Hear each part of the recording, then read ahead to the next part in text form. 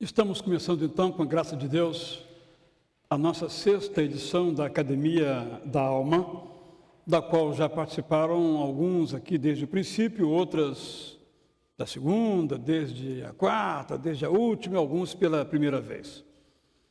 O objetivo da Academia da Alma é oferecer uma série de estudos que nos ajudem a que cada um de nós se aprofunde na experiência, na vivência da fé cristã. Penso que todos concordarão comigo que uma de nossas grandes dificuldades, observadas nas nossas próprias vidas muitas vezes, é um altíssimo grau de superficialidade. O apóstolo Paulo já questionava esse ponto ao dizer que muitas vezes nós ainda preferimos um leitinho ralo do que um alimento sólido. Claro que todos que nos encontramos aqui temos um desejo, então, de aprofundar os nossos conhecimentos, mas não conhecimentos de natureza intelectual, mas conhecimentos que nos moldem a vida, as vidas, de tal modo que sejamos prontos para as horas boas e para as horas também difíceis da vida, porque tanto num contexto quanto no outro nós precisamos saber muito bem aquilo que nós cremos e em quem nós cremos. Começamos então falando de algumas dimensões da vida cristã na primeira academia e aos poucos fomos desenvolvendo outras dimensões, disciplinas, exercícios. E hoje estamos nesta, a 6ª. Há nela um elemento diferencial em relação aos elementos anteriores. Vale dizer, nos encontros desta 4ª e da próxima 4ª-feira, eu farei então introduções ao tema. O tema é inimigos e amigos de uma vida que vale a pena. Nem sempre uma pessoa que já creu em Jesus Cristo, já afirmou que Ele é o Senhor da sua vida, vive de uma maneira que vale a pena nos dias de hoje, nos dias presentes. Quais são esses inimigos? Então, hoje, vocês já vão receber uma outra folha, além daquela que veio no domingo como uma introdução à introdução, uma outra folha, alguns já receberam inclusive, que vocês vão preencher frente e verso e vão me devolver. Vou explicar. Eu já fiz todo o roteiro, eu já relacionei quais são os inimigos. Será que eu esqueci alguma dessas dimensões que trazem desconforto à nossa vida, nos infelicitam? Então, por isso que eu fiz esse questionário aí. Não é esse compridinho, não. É um mais larguinho, isso. Tem frente e verso. Na frente, eu pergunto o seguinte, os irmãos podem observar aí, que se aplicam as questões a você mesmo. Que coisa você tem detectado na sua vida que tem perturbado a sua vida? E no verso, você vai olhar para outras pessoas, quem sabe um parente, um amigo, você vai olhar para outras pessoas e tentar captar quais são dificuldades, quais são inimigos. Vou ilustrar. Boa parte de nós tem uma fobia. Então, se tem a oportunidade, por exemplo, de fazer uma viagem longa, prefere não ir porque tem medo de avião, por exemplo. Isso é um inimigo à felicidade. Ou outros padecem de um sentimento de que tudo vai dar errado. Se hoje as coisas estão bem, espera até amanhã. É o pessimista incorrigível, digamos assim. Por exemplo, eu só estou ajudando na ilustração deste sentimento. Ou outros têm aquela síndrome permanente de Adão e Eva. Foi a mulher que tu me deste. Sempre alguém está colocando obstáculo à sua felicidade. Então, eu gostaria que, ao final do nosso encontro hoje, você preenchesse essa folha dupla e me devolvesse. uma folha falando sobre você e no verso sobre outras pessoas. Com base nisso, eu vou pegar a minha relação que eu já fiz, vou ver se esqueci alguma coisa, vou aperfeiçoar alguma palavra, e aí então eu vou ministrar os estudos 3 a 10 a partir, então, desses inimigos. O meu objetivo é sempre falar do inimigo e qual é o amigo, qual é a solução para esse problema que nós temos à frente, ou ao lado, ou atrás de nós, impedindo que nós tenhamos uma vida que vale a pena. Então, essa é a ideia. Pergunto se ficou claro para todos. Está claro? Para os que estão conosco pela internet, hoje à noite eu vou disponibilizar este questionário. Você pode também preencher e mandar para mim. Eu vou considerar também você que participa conosco à distância. Então, vão ser 10 encontros. Haverá uma interrupção, que eu vou dizer no momento oportuno, que dia será e a razão pela qual será. Não vou dizer hoje. Depois continuaremos, uma interrupção de 2 semanas. Depois nós continuaremos refletindo sobre esses inimigos e amigos de uma vida que vale a pena. Para que isso aconteça, nós precisamos da orientação de Deus. Então vamos orar agora, depois vamos cantar uma música. Vamos cantar primeiro, depois vamos orar então. Essa música, o nosso ministro de música vai nos conduzir agora.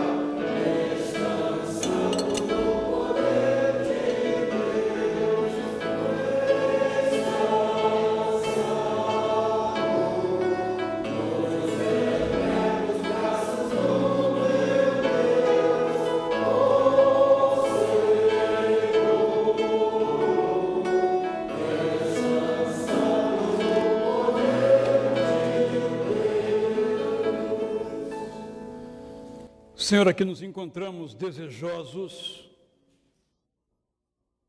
de aperfeiçoar os nossos percursos, de melhorar a nossa vida, de dar de fato a ela um valor de natureza eterna.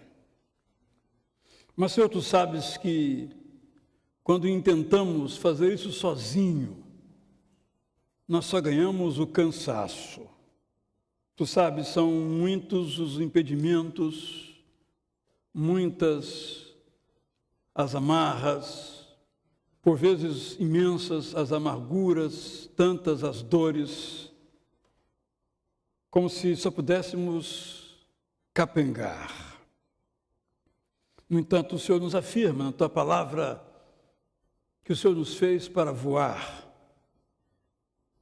Logo, precisamos que o Senhor nos ajude, fortalecendo as nossas asas, tornando-nos mais leves para voar. Senhor, tu conheces cada coração aqui, cada história aqui. Tu conheces o modo como já nos levantamos, a maneira como passamos o dia e como estamos quando vamos repousar. Tu sabes. Senhor, há em nós algumas coisas que não agradam ao teu coração, porque impedem que fruamos uma vida que vale a pena. Jesus disse que veio para que tivéssemos alegria completa. Então, Pai, colocamos diante do Senhor as nossas vidas, para que o Senhor nos ajude nesta caminhada a viver de modo pleno, de um modo que vale a pena, para o qual o Senhor nos criou e para o qual Jesus Cristo veio para nos dar essa transbordância de vida.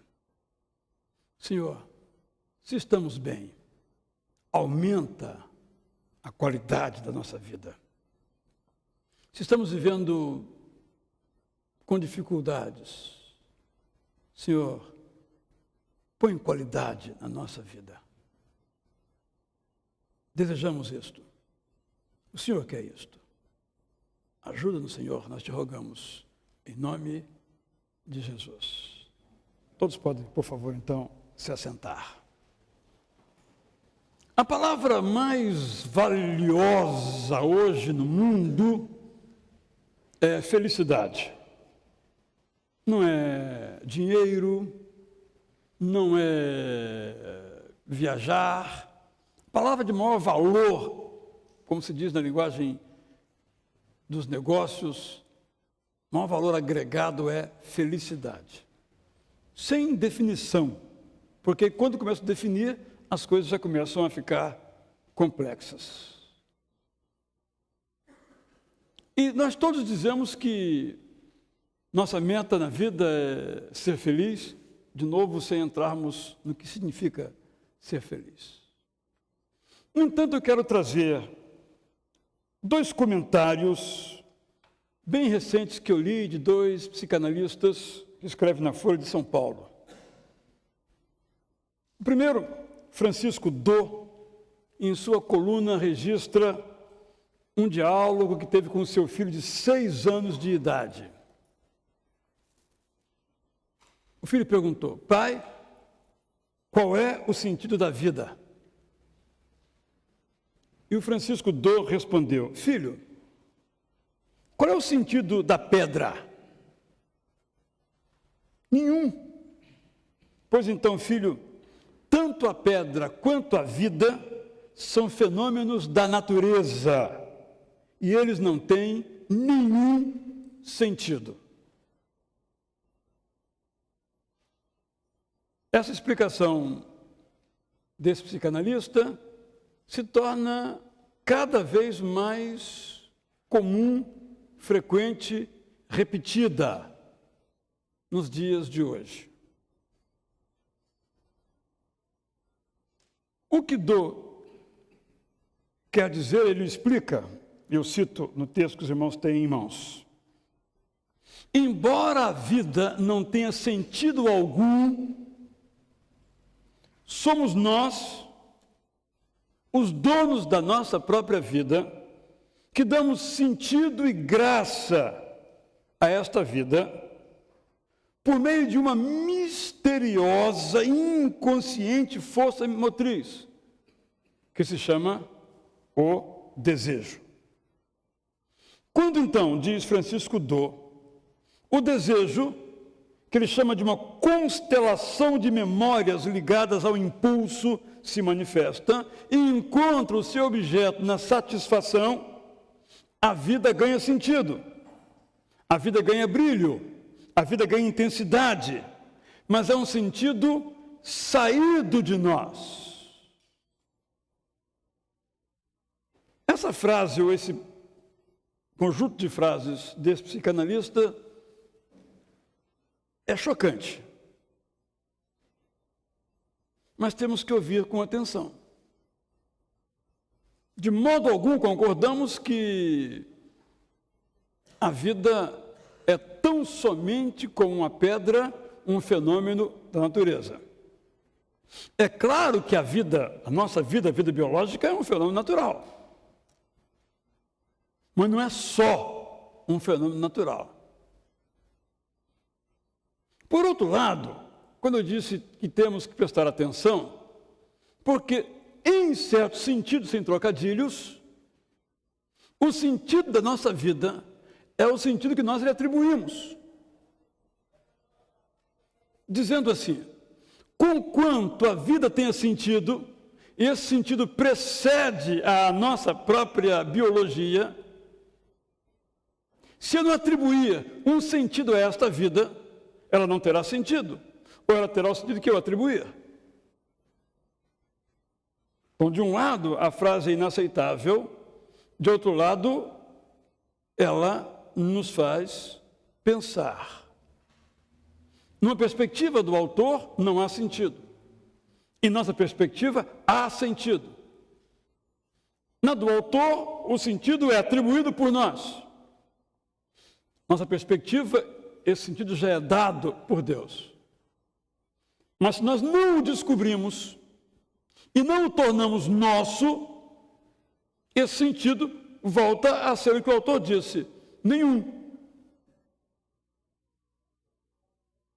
Não sei se ficou claro o que estou querendo dizer, mas depois teremos a oportunidade de o irmão encaminhar alguma discussão a esse respeito. Ele está chamando a atenção para a dimensão do desejo. E sabemos que uma pessoa que está enferma com depressão, uma das manifestações é não desejar. Hoje eu não quero sair de casa. Bom, não deixa de ser um desejo negativo, mas um desejo. É a ausência de desejos, digamos, positivos, que caracteriza uma enfermidade como a depressão.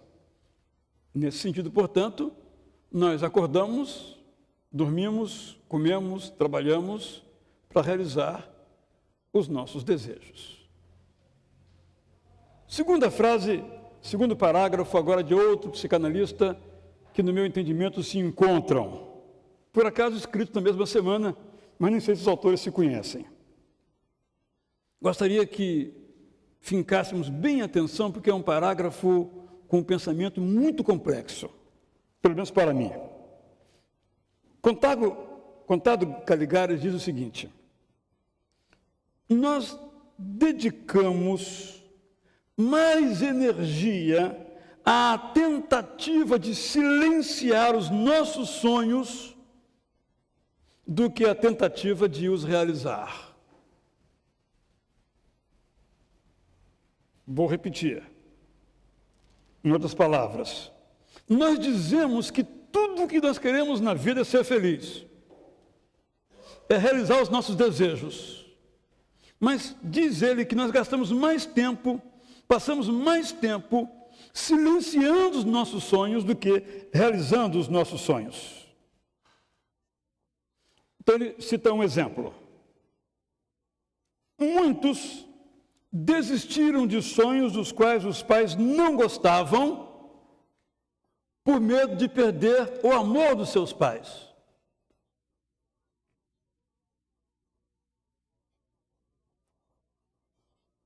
Na verdade, diz Contado Caligares, nós somos complacentes com as expectativas dos outros a nosso respeito, desde que essas tentativas nos convidem a desistir do nosso desejo.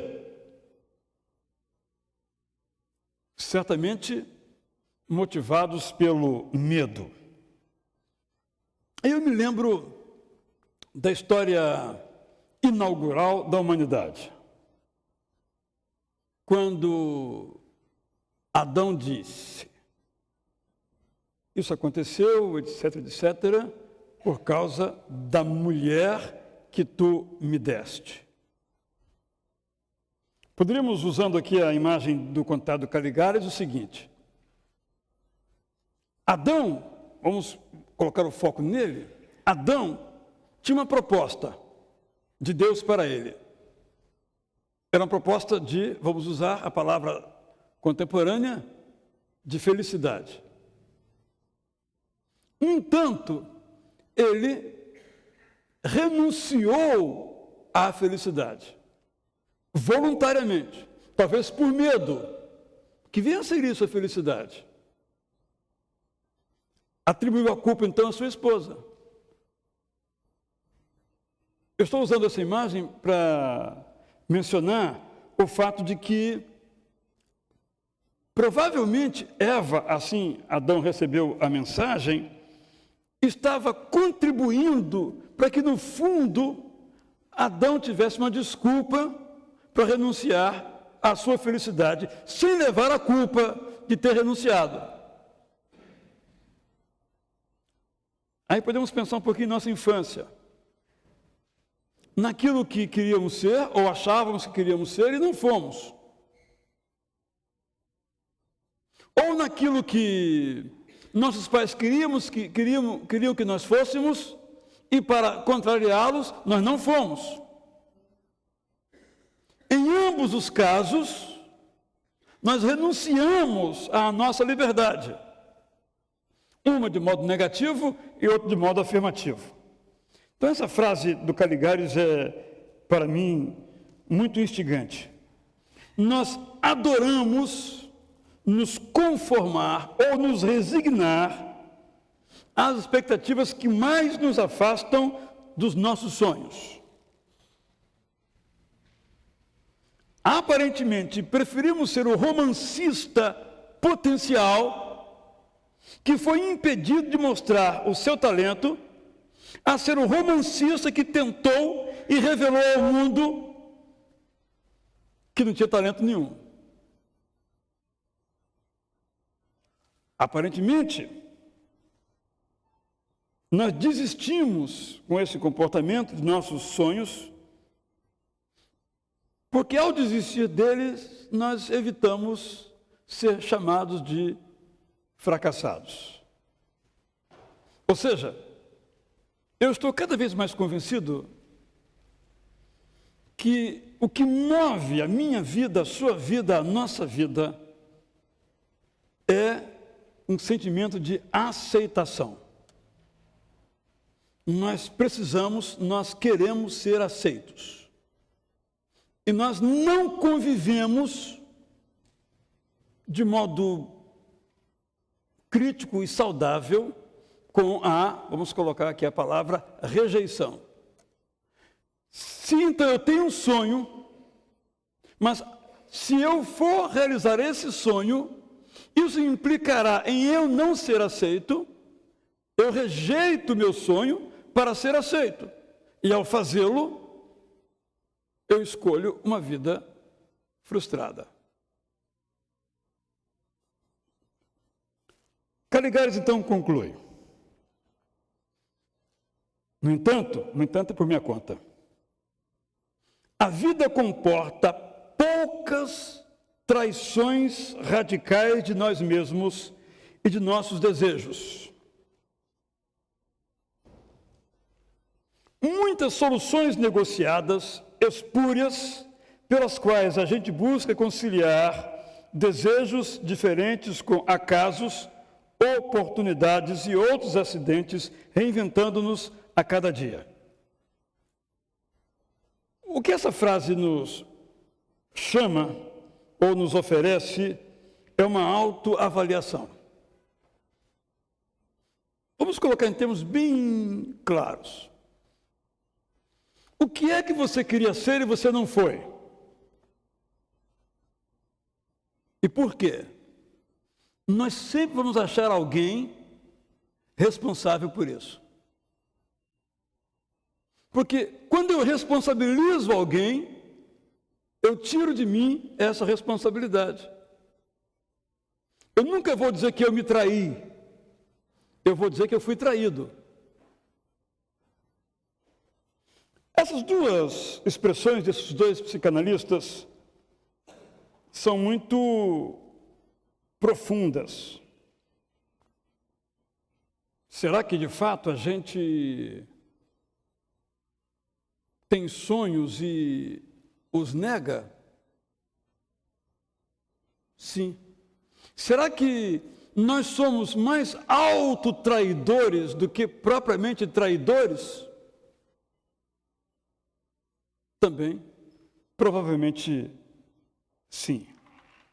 Nós gastamos, de fato, mais energia para realizar os nossos sonhos ou para negá-los?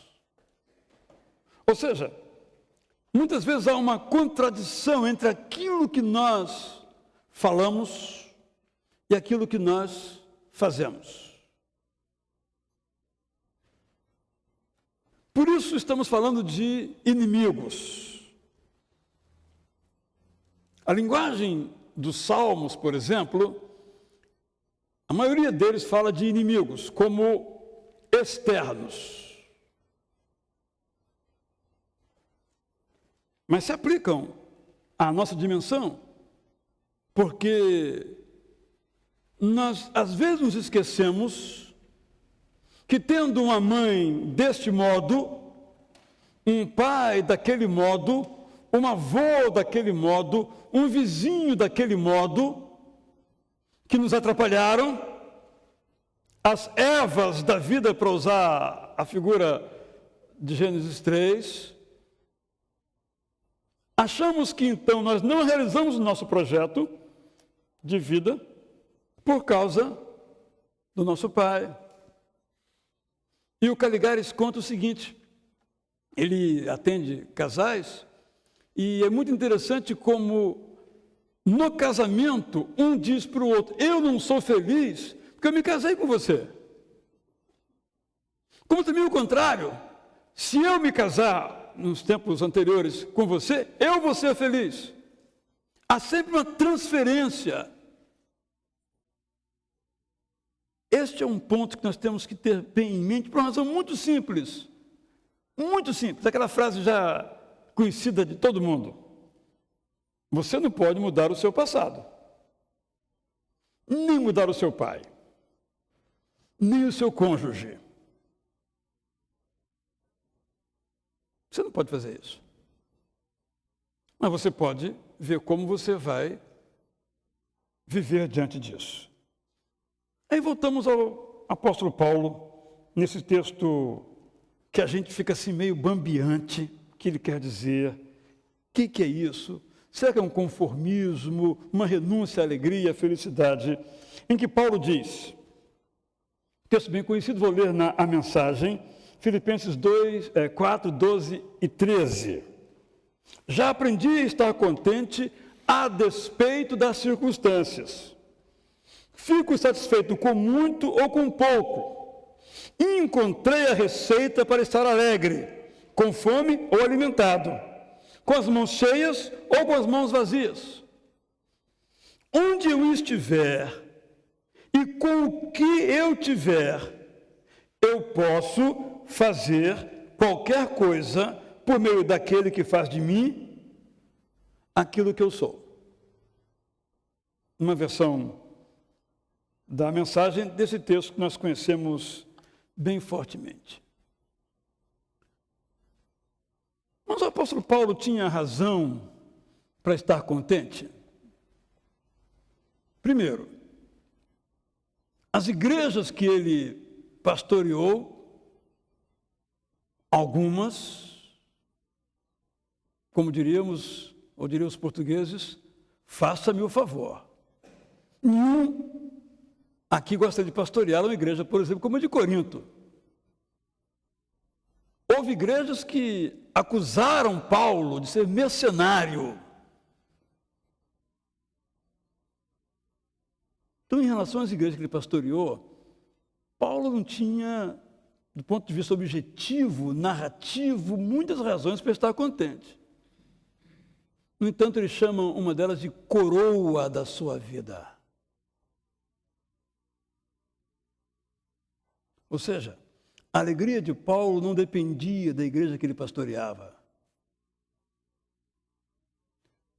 Paulo, por exemplo, foi ensinado num sistema religioso que ainda esperava o Messias. E ele creu tanto nisso que perseguiu aqueles que aceitavam o Messias. Paulo era para ter carregado uma culpa, porque ele consentiu, por exemplo, na morte de Estevão, para o resto da vida.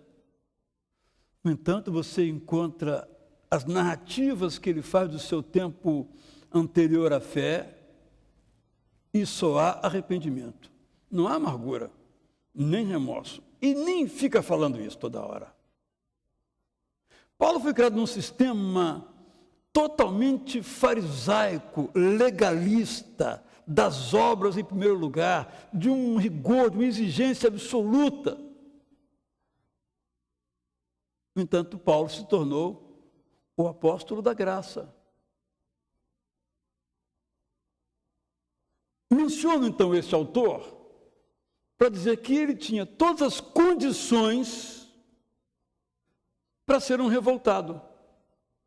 Para dizer, olha, eu quis ser feliz, mas olha a minha família. Olha a minha religião. Olha o que eu fui capaz de fazer. E depois que eu aceitei ser um apóstolo de Cristo, olha aqui as minhas costas. É só chibatada. Olha as cicatrizes aí.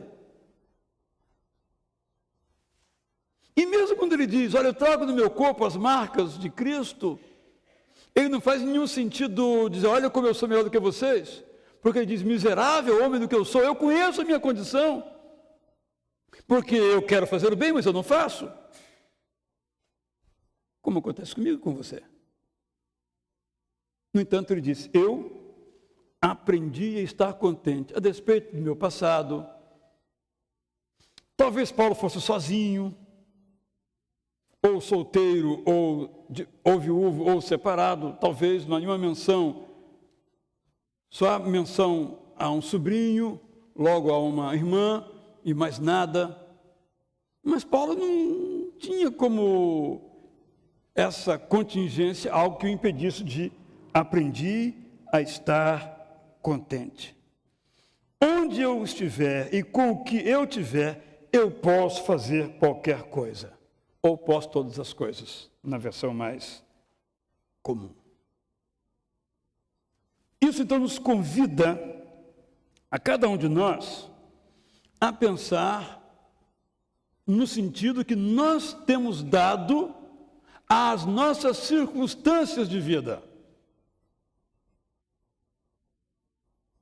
Já mencionei mais de uma vez uma reportagem que eu li, em que o repórter entrevistava um novo rico de Nova York. E a pergunta era, você é feliz? Ele tinha um carro potente, o carro do ano, um excelente emprego, um excelente salário, almoçava nos melhores restaurantes, morava na melhor casa, tudo de bom que se possa imaginar que o dinheiro pode trazer. A resposta dele foi, não. Cena seguinte, entrevista uma negra da Califórnia, sem pernas, numa cadeira de rodas, sem dentes. Se ela é feliz, ela disse, muito. Aquela mulher era uma alienada. Bem, aquele homem também era um alienado, se esse é o critério. O que eu estou dizendo aqui, a nossa felicidade, que tem a ver com as condições, é claro, as condições são importantes, mas as condições não são determinantes. Nesse sentido, então, o psicanalista Francisco Dor não deixa de ter razão. O que é que eu faço com as adversidades e o que eu faço com as facilidades? Isso, nesse sentido, é uma atribuição de sentido à vida. Será que de fato, voltamos aqui a Caligares, eu tenho empenhado toda a minha vida para ser feliz? Vamos colocar nos termos bem evangélicos, bem bíblicos. Eu digo assim: Senhor, faze-me um homem santo, uma mulher santa. Eu oro, eu peço isso. Mas eu posso orar isto e boicotar isso. Porque no fundo eu digo que quero ser santo, mas da boca para fora eu digo que quero ser santo, mas no fundo eu não quero ser santo. Usei uma área e podíamos aplicar isso em outras áreas. Conheci uma pessoa que ao momento certo da sua vida achou que devia ser músico. E o seu pai queria que ele estudasse medicina. O seu pai morava numa cidade do interior do país, mandou-o para uma capital desse país, no caso o Brasil, para uma grande cidade desse país, no caso o Brasil, e o rapaz começou a se preparar. Estudava muito, assim dizia ele. E a cada vestibular de medicina ele ficava reprovado. E sofria muito, porque ele dizia que estudava muito. Até que o seu pai falou: tá bem, então vai ser músico. Claro que, no meu entendimento, isso causou transtornos muito dolorosos para ambos os lados. O pai é responsável por esse tipo de imposição, se é que ela houve. O filho também o é. Também, várias histórias ouvimos de que o pai insistiu que seu filho fizesse um curso X. Já ouvi mais de uma história nesse sentido. O filho fez. Quando foi diplomado, pegou o diploma, você não queria? Então, toma aqui o seu diploma, agora você o que eu quero ser. Eu quero dizer com isso que não há como a gente viver sem conflitos com aqueles que nos cercam, porque eles têm expectativas a nosso respeito. E o Caligares diz que muitas vezes nós preferimos atender às expectativas deles, nossos pais, ou parentes, ou amigos, ou outra coisa, do que ficar fiéis, digamos assim, aos nossos desejos. A vida tem sentido. Há um sentido externo, divino, atribuído à vida. Assim nós cremos. Nós não somos frutos do acaso, mas nós nascemos por uma decisão radical de Deus. E o apóstolo Paulo diz que nós fomos criados para o louvor da glória de Deus. Esse texto sempre me intrigou profundamente. Deus me fez para o louvor dele, ou seja, Deus me fez para ele se sentir bem, é isso? Esse texto me era difícil. Depois eu li um autor chamado John Piper, que tornou o texto mais difícil ainda, porque ele diz que nós vivemos, tomando o texto de Efésios 1, para dar alegria a Deus, ao que ele chama de hedonismo cristão. O alvo, então, de nossa vida é dar o máximo prazer a Deus. Desculpe a imagem que eu vou fazer aqui agora. Como se nós fôssemos animais de estimação, que adotamos ou criamos para ter alegria de ter um cachorro, ou um gato, ou um papagaio. Estou sendo um pouco irreverente, mas eu acho que eu resolvo o problema dizendo o seguinte. Concordo, mesmo porque não tem como discordar. É o apóstolo Paulo que escreve, mesmo que não concorde, eu tenho que concordar, né? Concordo. Nós vivemos para o louvor da glória de Deus. nós vivemos para dar alegria a Deus. E a alegria de Deus é o nosso bem-estar. Eu penso que com isso nós encontramos uma conciliação para esta afirmativa. Tanto é verdade que Deus busca o nosso bem-estar, que no Antigo e Novo Testamento é chamado de Shalom, que Ele, além de nos criar, enviou o Seu Filho para mostrar a cada um de nós a inteireza do amor de Deus para conosco. Amor que restabelece a nossa comunicação quebrada com Ele. E além disto, ou junto com isso, nos legou um guia, a Bíblia Sagrada, que são instruções que não são pesadas, cujo objetivo dessas instruções é nos levar a uma vida sábia, saudável e santa. Ou seja, tudo aquilo que Deus faz é para o nosso bem-estar. E o nosso bem-estar é o bem-estar de Deus. Portanto, há um encontro.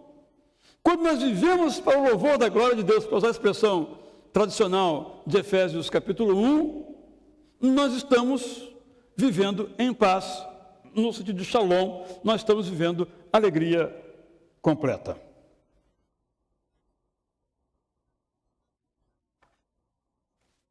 Atribuir sentido à vida deve ser o nosso principal desejo. Nós não podemos, de modo algum, dedicar a nossa inteligência, o nosso conhecimento, o nosso relacionamento, a nossa emoção, para silenciar os nossos desejos, mas para realizá-los.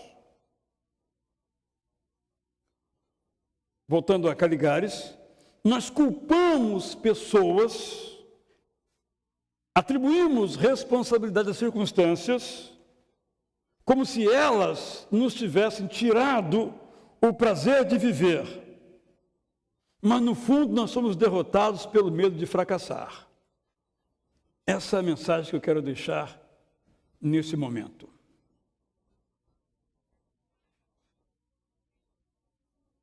Vou contar uma passagem breve da minha vida, pouco importante e nem muito inspiradora.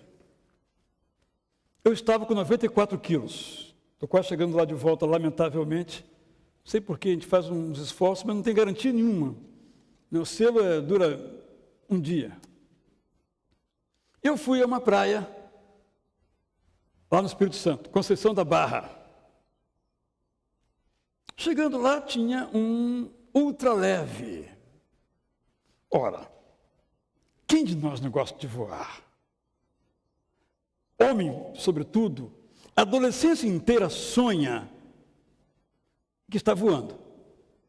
Pelo menos na minha adolescência foi assim. Estava voando, pelo que eu acordava, às vezes, com um tombo, né? Eu me lembro, quando eu era menino, do National Kid, né? Que tinha uma capa, etc e tal, e ele voava, aquilo era o máximo. Imagina que algumas crianças se arrebentaram todas, eu nunca cheguei a imitá-lo, mas a capinha eu coloquei. Chego na praia, já casado, Conceição da Barra, tem lá um ultraleve. Assim, na minha cara, na minha mão. Quanto é? Não me lembro o valor, uma coisa que eu podia pagar, não sei quanto. Por quanto tempo?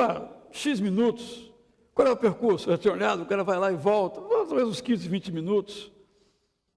Perguntei para minha esposa, posso ir? Pode. Ela se arrependeu, mas já era tarde. Eu fui naquele troço. Uma delícia, uma coisa saborosíssima.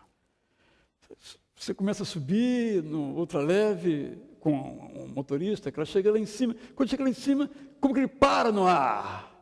Claro que ele não para. Ele dá a volta, você vai lá de cima, você vê uma coisa realmente fantástica. Eu me alegro muito por ter ido, por ter realizado um desejo. Corri risco. Mas eu não conheço nenhum desejo que não comporte um risco.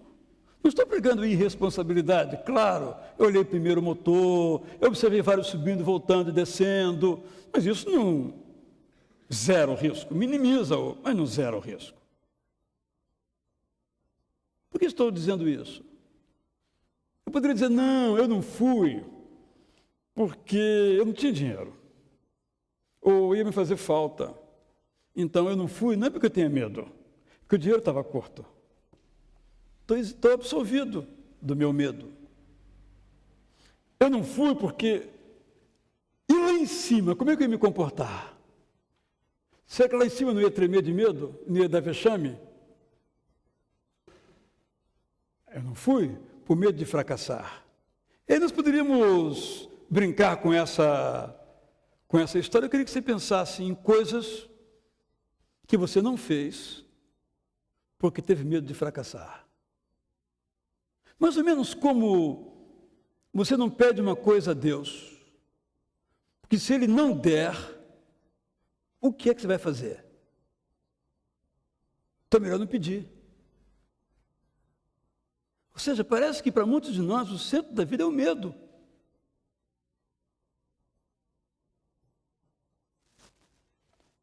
No entanto, todo o projeto de Deus para nós visa o nosso bem-estar. E a palavra que a Bíblia usa, como eu já mencionei anteriormente, é shalom, harmonia, saúde, prosperidade, bem-estar, inteireza, plenitude de vida. Vou ler, então, alguns textos, todos muito conhecidos. Salmo 4, 6 a 8. Há muitas pessoas que oram assim: dá-nos mais bênçãos, ó Senhor Deus, e olha para nós com bondade. Mas, fecha aspas, a felicidade que pões no meu coração, Senhor, é muito maior do que a daqueles que têm comida com fartura. Quando me deito, durmo em paz, pois só Tu, ó Senhor, me fazes viver em segurança. Nosso conceito de felicidade é fortemente influenciado pelos valores predominantes de nossa época, que, por exemplo, rejeita um estilo de vida simples, que Jesus diz que é aquilo que realmente nos faz feliz, porque devemos buscar aquelas coisas que nos fazem felizes, e não aquilo que nos impõe. Vivenciamos recentemente uma série de episódios em Londres, que nenhum analista conseguiu entender. Não veio de imigrantes africanos, que logo está explicado, é a revolta dos pobres, está claro. Não veio de pessoas que estavam à margem da sociedade, pessoas de classe média. Algum brincou dizendo que a geração sem o iPad. Porque quando eles saqueavam, era uísque estou aqui imaginando, né? De alta qualidade, televisores ultra, super modernos, computadores vão sair só amanhã. Por quê? Em certo sentido, quem não tem essas coisas não é feliz. Quem não tem um carro não é feliz. Quem não tem um celular não é feliz. Então, esses valores não são impostos. Mas eu não posso ter um carro. Mas eu compro o carro. Senão eu não sou feliz.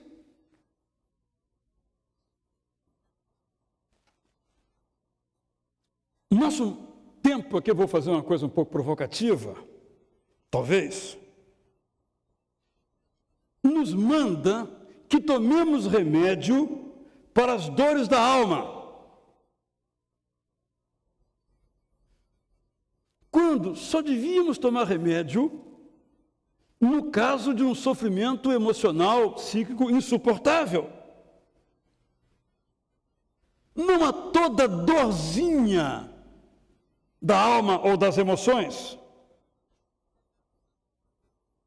Só devemos tomar remédio quando tiver fracassado o autoaconselhamento, quando tiver fracassado a terapia.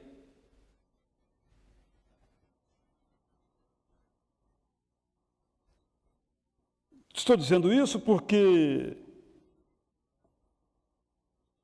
uma noite sem dormir não necessariamente faz mal.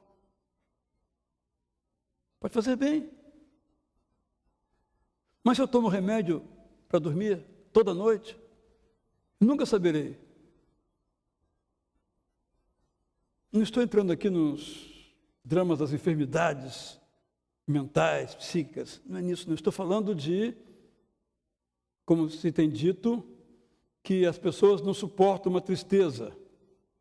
Por exemplo, perdeu alguém, está triste, toma um remedinho para dormir. Ora, se está triste porque perdeu alguém, tem que ficar triste mesmo, porque você perdeu alguém.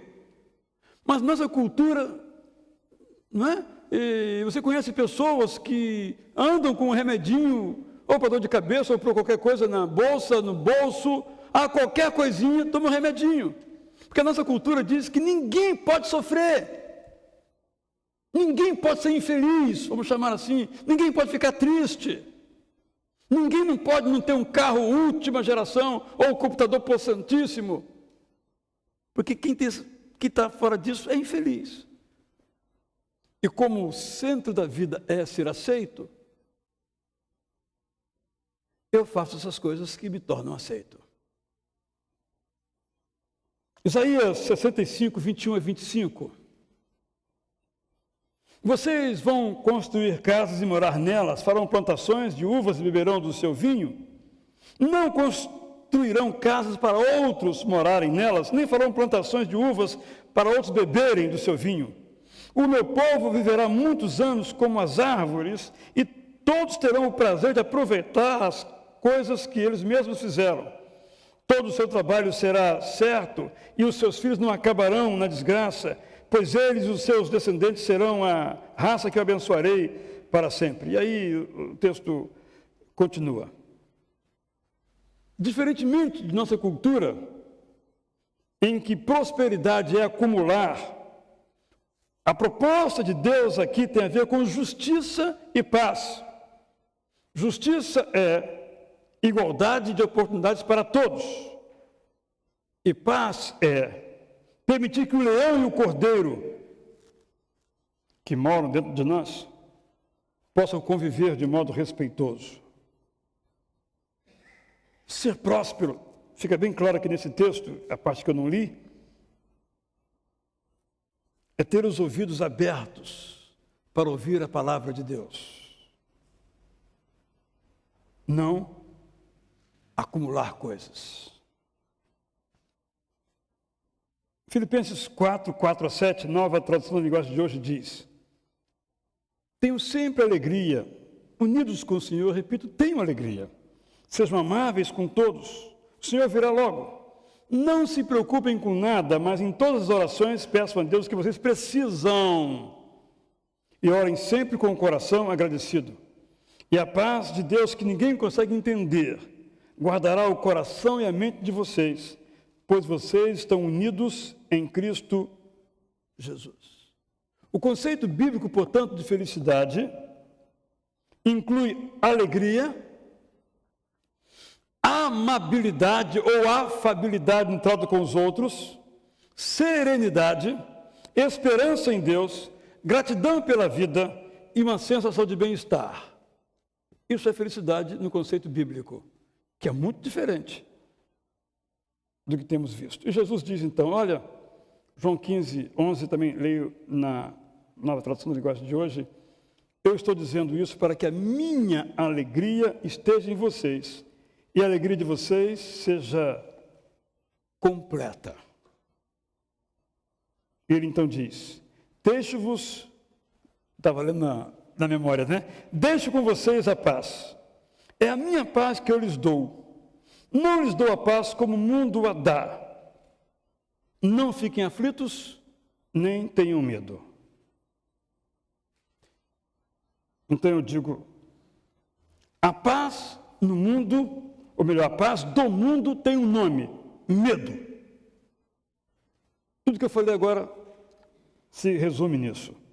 A paz de Deus tem um nome: coragem. Então eu quero voltar ao início da página que vocês têm em mãos aí, para colocar um alvo para cada um de nós, aí no para alcançar. Apesar de mim e das minhas circunstâncias, eu quero a vida que Jesus prometeu, que é vida com alegria completa.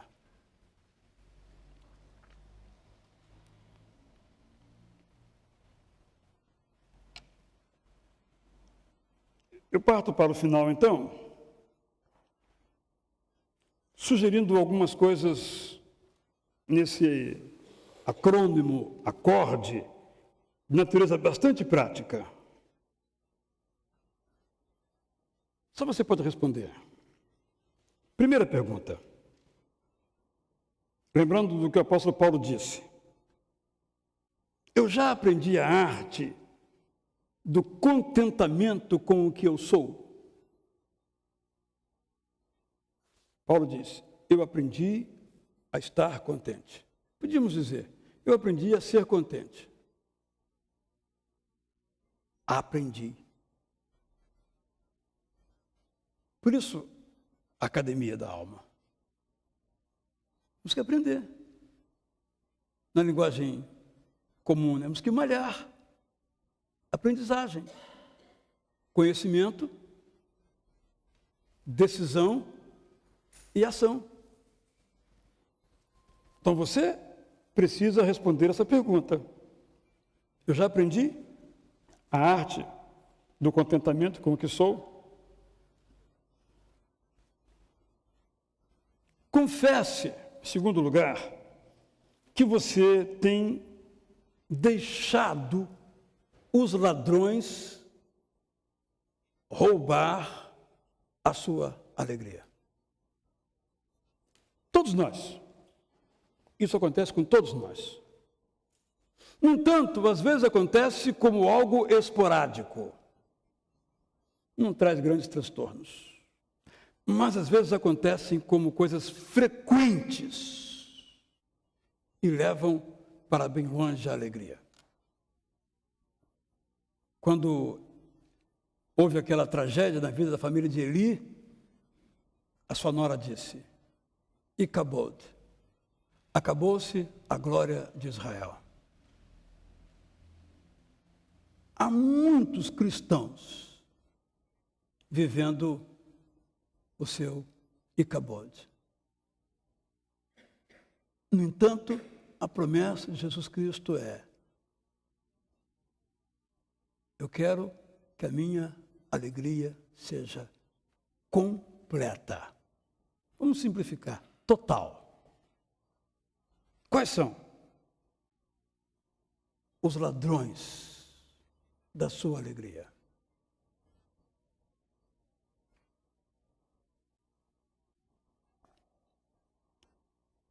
Terceiro, na sua oração, peça a Deus discernimento em relação aos seus desejos. Senhor, esse desejo é legítimo? Nossa classe hoje conversávamos sobre a oração de Ezequias, a quem Deus disse, olha, você vai morrer, põe ordem na tua casa. Ezequias se voltou para a parede e orou intensamente, longamente, orou, e o Senhor lhe concedeu mais 15 anos. E nesse período de 15 anos de sobrevida, lhe nasceu Manassés, o pior rei da história de Israel. É só uma provocação, não vou comentar esse assunto porque eu não sei a resposta. Eu só estou dizendo que nós devemos colocar diante de Deus nossos desejos, para ver se são desejos legítimos. É por isso que eu acho, inclusive, que Jesus disse que temos que pedir e insistir. Porque às vezes, como crianças, pai, me dá 10 reais. Mas você não dá, ele nem se lembra que pediu, você não pediu. Eu lhe pedi alguma coisa, nem lembro, pai. Não era legítimo. Senhor, meu desejo é esse, esse e esse. São legítimos. Me ajuda a discernir que desejo é realmente bom, que desejo não é bom.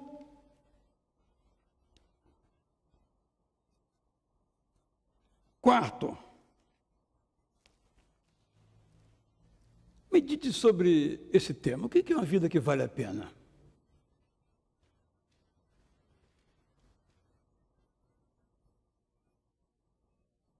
Claro, isso vai depender de cada um de nós, de nossa própria história. Para alguns de nós, há coisas que são importantes, para outros não são importantes. Isso também não é importante. A pergunta é essa: o que de fato vale a pena? Já mencionei isso aqui várias vezes. A maioria das coisas pelas quais nós brigamos com os outros, a começar dos nossos cônjuges, 90%, estou sendo muito modesto, não vale a pena. Se nós perdemos ou ganharmos, não fará a menor diferença. A não ser ganharmos, né? Quem não gosta de ganhar? O outro foi derrotado. O que realmente vale a pena? Corremos atrás de quê, para usar a linguagem de Eclesiastes, do vento?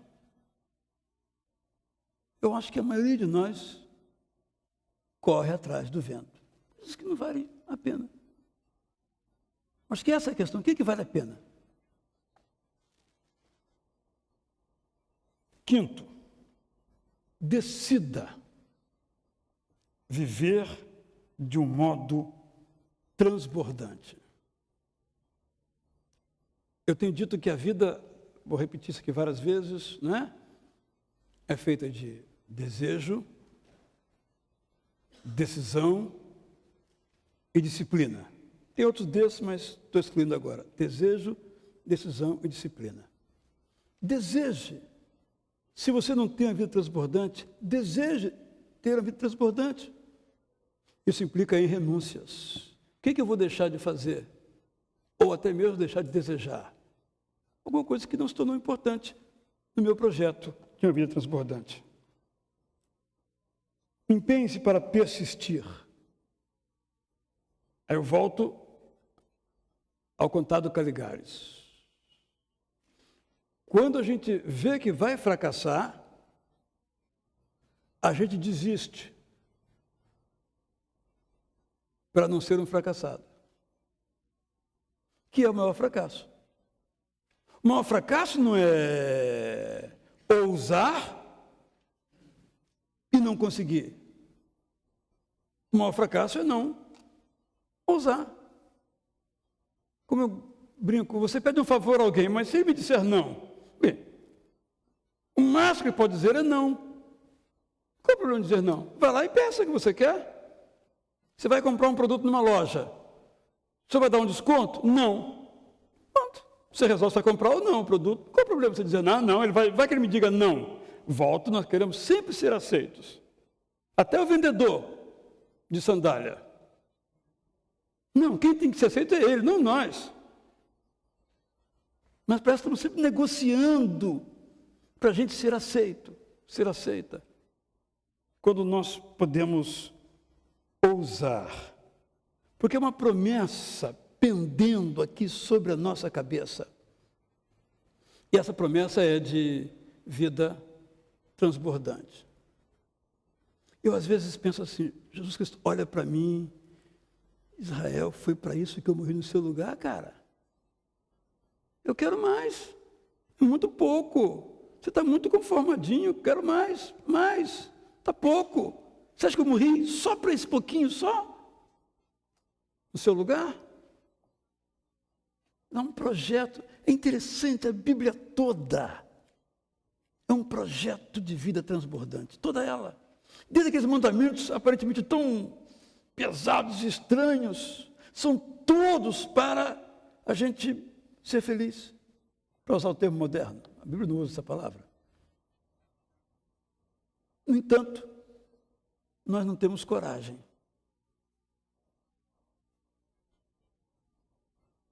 Bem, nós vamos agora ouvir uma linda música, que como quem vai cantar é Michele, eu não ouvi, mas já sei que é linda. Não é verdade? Alguém aqui duvida? Quem duvida, levante a mão. Nem vou olhar. Ok? E depois vamos pedir a você que comece a olhar esse questionário de duas faces. Tem canetas aí para todo mundo, penso eu. Eu preciso que você preencha. Se você achar que não tem condições de preencher hoje, que quer fazer caprichado, você pode me entregar domingo que vem ou na quarta-feira que vem. Mas para mim o ideal seria hoje, para eu já ir acertando o trabalho que eu tenho que fazer. Então, alguém não recebeu aquela folhinha dupla, menorzinha? Vai receber. Então, nessa folhinha dupla aí, quem está em casa pela internet, eu vou publicar ainda hoje, lá pela meia-noite, no meu site, palavra.com.br, você pode ler lá. Você pode também me mandar. Quem não recebeu, só levantar o braço, chegar aí até a sua mão. Preencha hoje, preencha depois, anonimamente. Quiser colocar o nome, pode colocar também. Mas seja franco, direto. E se não quiser, como eu disse, leve para casa, mas idealmente que você me entregue isso hoje. Mas não agora, você vai ouvir uma linda música. Depois você vai preencher.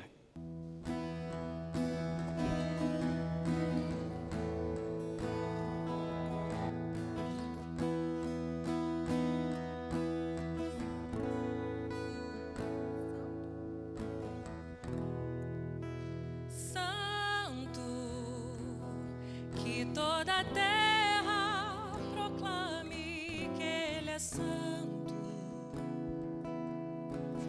Esse é o nosso Deus, outro igual não há. Santo, somente Ele é magnífico em santidade. Todo joelho se dobrará e toda língua confessará.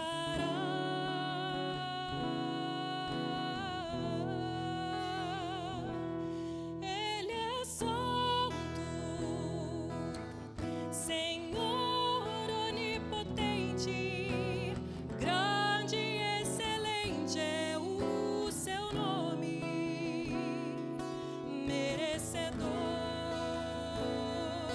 De toda glória, santo é o Senhor Jeová, e Ele é santo, Senhor onipotente, grande e excelente é o seu nome, merecedor de toda glória. Santo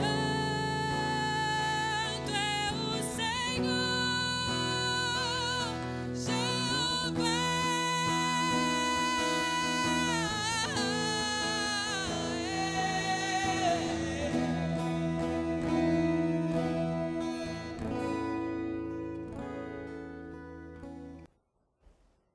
Desculpe a reverência. O que eu tenho a ver com isso que Deus é santo? Qual o sentido disso para nós? Está bem claro na Bíblia. Para que nós também sejamos santos. Eu estou convencido de que Deus nos fez para três coisas. Três S's. Sermos santos, sermos sábios e sermos saudáveis. Talvez pudéssemos dizer que as três coisas são uma só. Então, três sinônimos. E o nosso modelo é Ele mesmo. Ele disse, é um versículo meio profundo, né? Sejam santos, porque eu sou santo. Ou, sejam santos como eu sou santo. Porque quando somos santos, estamos sendo sábios e saudáveis, sinônimos para felizes. Se você trouxe o seu dízimo, a sua oferta, pode colocar aqui nessa salva do meu lado esquerdo. Você vai preenchendo aí. Depois disso, então, vamos ouvir mais uma música, vamos orar e vamos preparar para estar aqui na quarta-feira que vem. Agradeço muito a alguns que não são comumente aqui da nossa igreja, estarem conosco, são muito bem-vindos. À porta podemos nos identificar melhor e ao longo das semanas iremos nos conhecendo também um pouco mais. Vou falar um pouquinho de mim, né? Eu não tenho muita coisa para contar, que eu sou jovem, mas vamos trocar experiências, ideias e por isso quero lhe pedir que preencha esse formuláriozinho aí e vamos juntos nesse projeto de colocar nossa academia para sermos SSS, santo, sábio e saudável. Então, quem trouxe a sua oferta, o seu dízimo, pode colocar aqui enquanto ouvimos uma inspiração ao violão.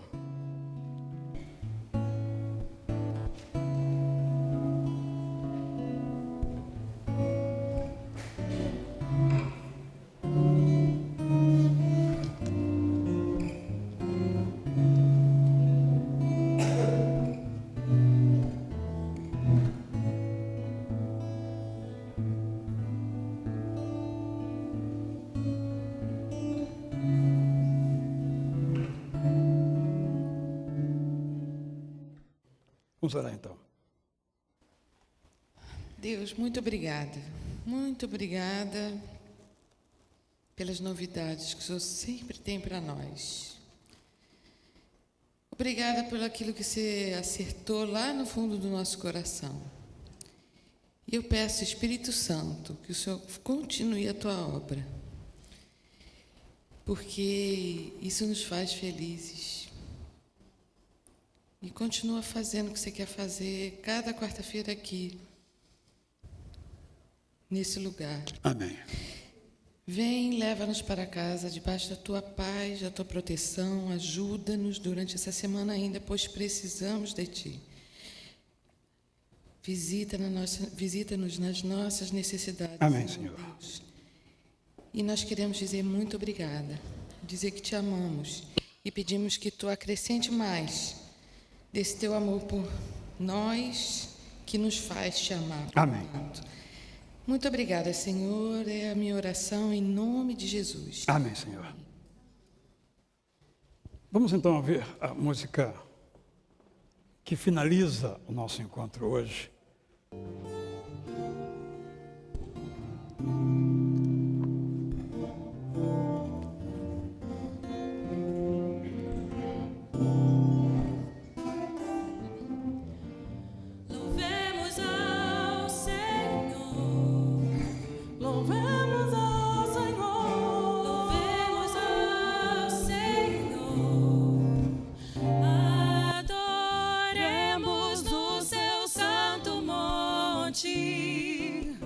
Nosso amado Pai, seu nome é santo.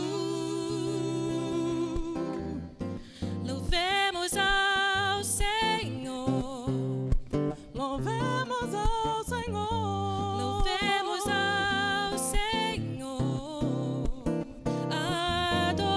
Adoremos o seu santo monte, nosso amado Pai, seu nome é santo.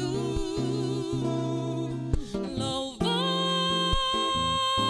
ao Senhor, pois seu nome é santo.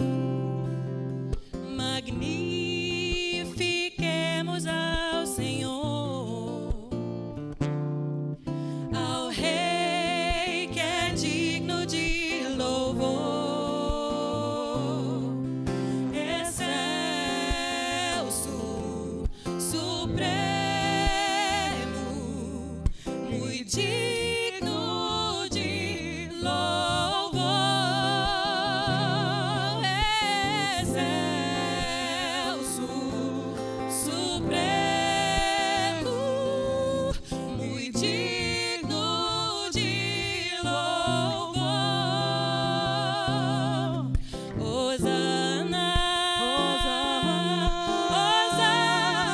Hosana, Hosana, nosso Rei. Hosana, Hosana, Hosana, Hosana, nosso Rei. Cristo é a nossa vida, o motivo do louvor em nosso novo coração. Pois morreu a nossa morte, pra vivermos sua vida, nos trouxe grande salvação. Hosana,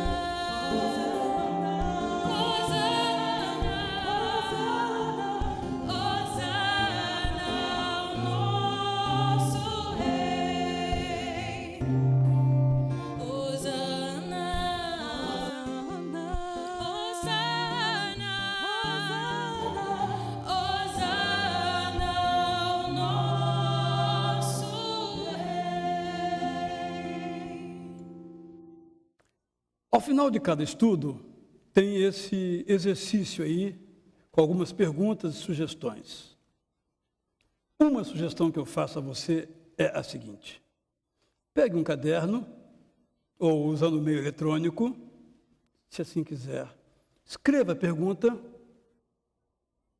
e a sua resposta ou o seu comentário, para você mesmo. Em tempos anteriores eu pedi que vocês me entregassem, mas eu não consigo ler, então não posso fazer isso. Então você mesmo escreve para você mesmo.